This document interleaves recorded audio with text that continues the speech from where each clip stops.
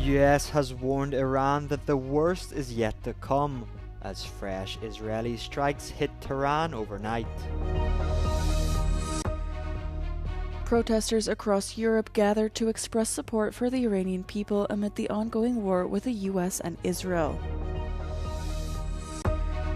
9 people have been killed in Russian strikes across Ukraine as the world shifts its attention towards the war in Iran.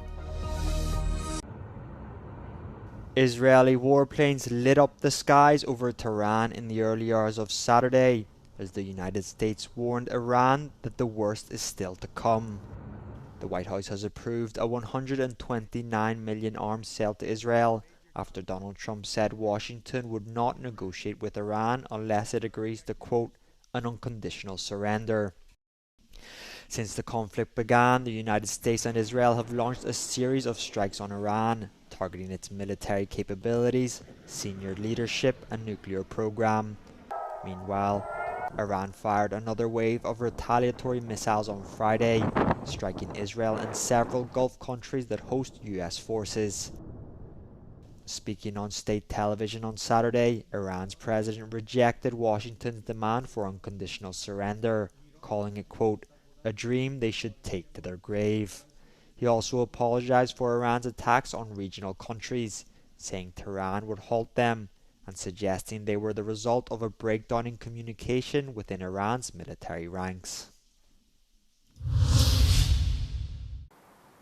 An Iranian drone attack near the main terminals of Dubai International Airport temporarily suspended operations this morning.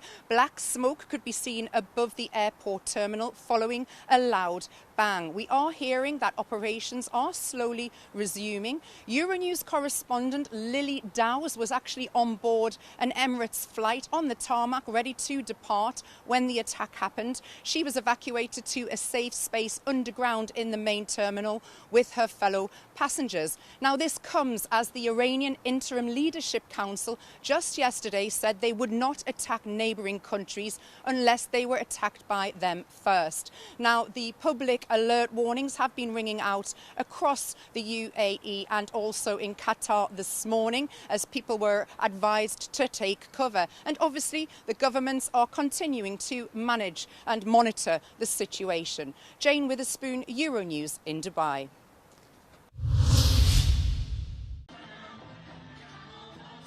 Protesters across Europe gathered on Saturday to express support for the Iranian people amid the ongoing war with the US and Israel.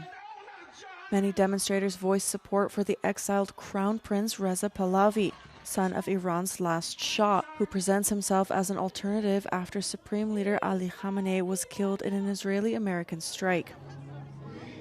Paris saw 2 demonstrations, one supporting Pahlavi and another denouncing that scenario. Pro-Pahlavi participants carried photos of the late Shah's son and waved US, Israeli, and pre-revolution Iran flags.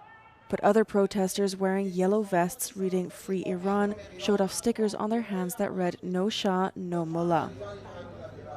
Hundreds of pro-Pahlavi demonstrators also gathered in Stockholm as well as Berlin, with people holding up pictures of him and his late father.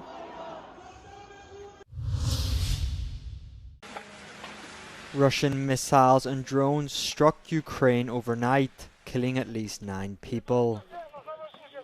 7 people, including 2 children, were killed when a Russian ballistic missile struck a 5-story apartment building in Kharkiv.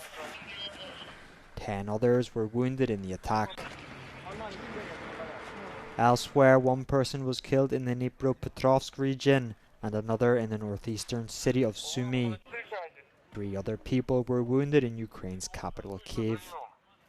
Ukrainian President Volodymyr Zelensky called on foreign partners to respond to the brutal strikes on Ukraine, from which the international community's attention has been diverted by the war in Iran. He said Russia launched 29 missiles and around 480 drones across the country overnight. The attacks also damaged energy, railway, and infrastructure facilities across Ukraine.